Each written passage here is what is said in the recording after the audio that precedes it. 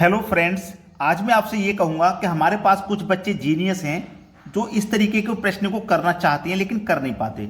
मेहनत बहुत करते हैं। अगर मैं अभी भी उनसे ये प्रश्न करने को दे दूं तो करने लग जाएंगे, लेकिन होगा नहीं शायद, क्योंकि इसका जो लॉजिक है वो देख लीजिए एक बार। यहाँ पे बोला गया है यदि 16 डिवाइडेड बाई 4 बराबर 74, 21 डिवाइडेड बाई 7 बराबर 33 और 81 डिवाइडेड बाई 9 बराबर 99, तो 55 डिवाइडेड बाई 5 बराबर क्या होगा। बहुत अच्छा लॉजिक है इस सवाल का और बहुत बार परीक्षा में आया हुआ सवाल है ये। देखिए इसमें करना क्या है। पहली संख्या तो हमारे पास ये है 16 डिवाइडेड बाई 4 बराबर हमें 74 लेके आना है, चाहे कैसे भी लाएं। तो देखिए कैसे आएगा वो मैं आपको बताता हूं कि मैं ये पहले वाली जो संख्या डिवाइड से पहले उनको प्लस कर लेता हूं। तो 1 और 6 को जोड़ूंगा तो 7 बन जाएगा मेरे पास। बन गया, कोई दिक्कत नहीं, 7 बन गया। कोई दिक्कत है यहाँ पे? आपको कोई दिक्कत होनी भी नहीं चाहिए, ठीक है। यहां पे बन गया मेरा 7 और जो मेरी बाद वाली संख्या है ना 4, जो मेरी बाद वाली संख्या 4, इससे मैं करूंगा इसमें डिवाइड 16 में। तो 16 में आप 4 से डिवाइड करोगे तो 4 ही आ जाएगा। आ जाएगा कि नहीं भाई? 16 में 4 से डिवाइड करोगे 4 चौक 16, 4 आ जाएगा। दूसरा जो नियम है, दूसरा जो संख्या उसमें मैं यही नियम लगाऊंगा, बराबर मेरा 33 के आना चाहिए। देखो दोनों को पहले मैं जोड़ूंगा, पहले वाली संख्याओं को, तो 3 आ गया। फिर मैं क्या करूंगा 7 से डिवाइड करूंगा किस में, तो 3 बार में डिवाइड हो जाएगा और देखो मेरा 3 आ गया। जो लॉजिक यहां लगा बिल्कुल वही यहां पे लगाया है और आगे भी वही लगाना है।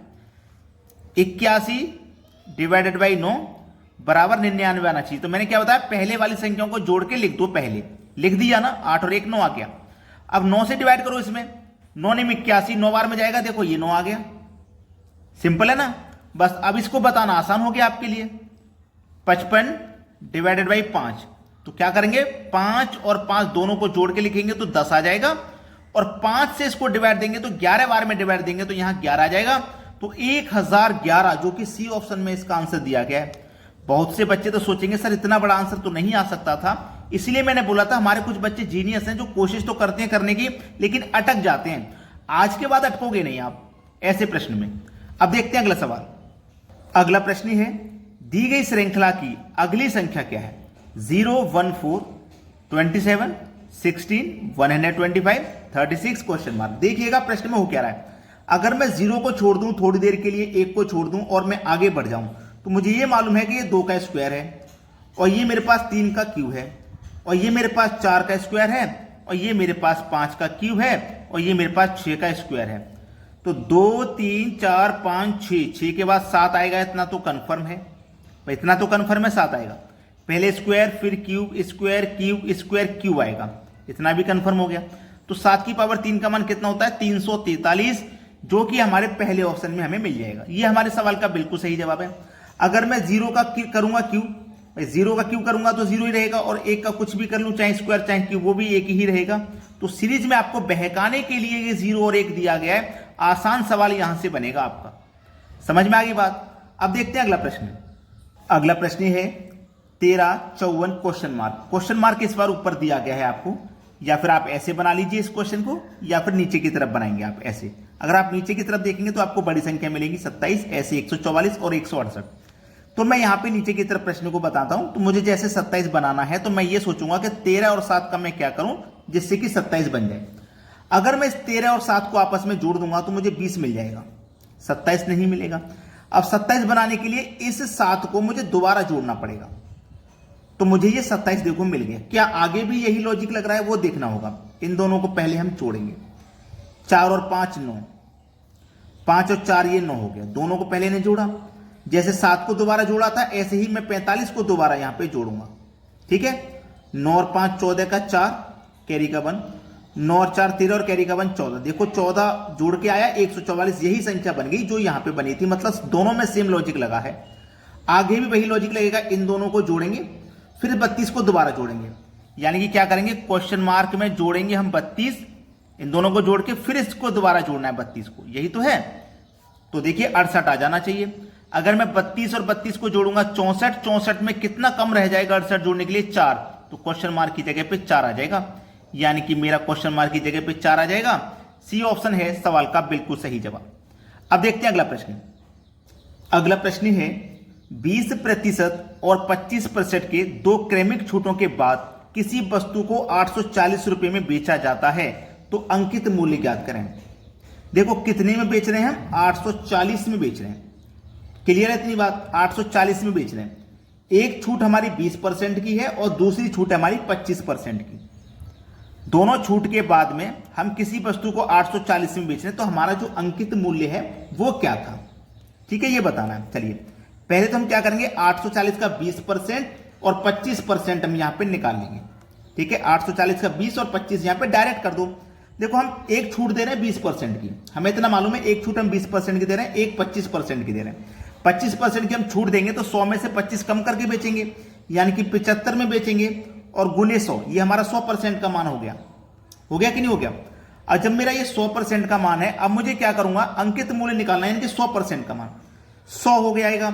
और मुझे क्या करना है, दूसरी छूट मेरी 20 की है, तो 100 की चीज को 20 कम करके बेचूंगा, मतलब 80 में बेचूंगा।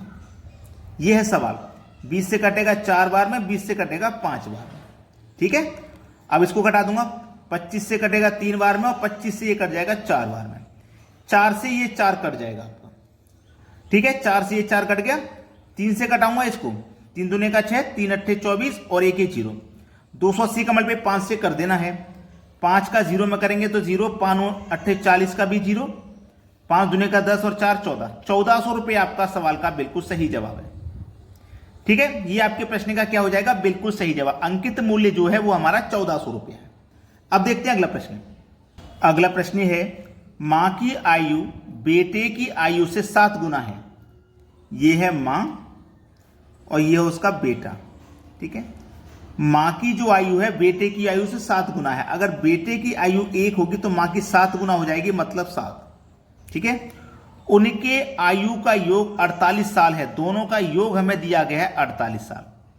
तो मां की आयु ज्ञात करें। जब हमारे पास योग रहता है तो हम क्या करते हैं, अनुपात का भी योग करते हैं। तो इसी योग में अनुपात के योग से डिवाइड कर देंगे। 7 और 1 8, 8 से कर दो डिवाइड, 6 बार में चला जाएगा।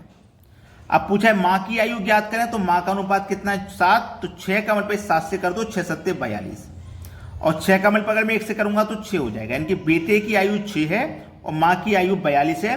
और क्या है ये, 7 गुना। तो क्या देखिए, 6 का 42 7 गुना है, बिल्कुल है। अगर आप 6 का 7 से मल्टीप्लाई करेंगे 42 ही तो आ जाएगा। तो मां की आयु हमारी कितनी हो जाएगी, 42 बरस। 42 बरस, ये आपके सवाल का बिल्कुल सही जवाब है। अब देखते हैं अगला क्वेश्चन।